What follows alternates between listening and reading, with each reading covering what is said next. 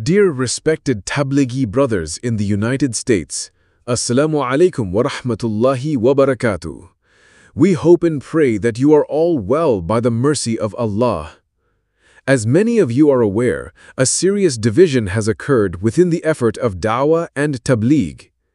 Today there are two distinct groups. One is the group of truth, led by the senior Ulama-e-Kiram and Shura.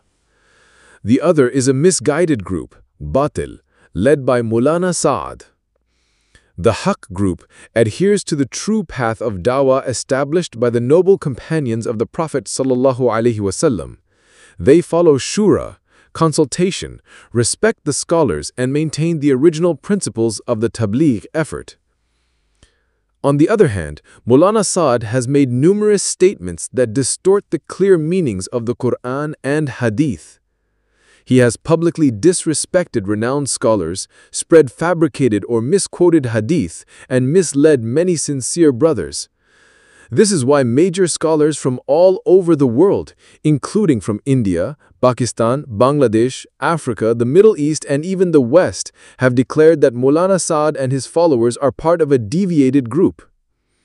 They have strongly advised Muslims to stay away from his leadership and his activities.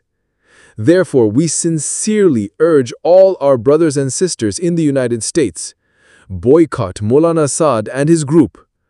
Do not attend any gatherings or Ijtemas led by them.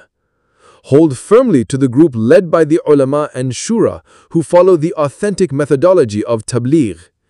Let us unite under the banner of truth.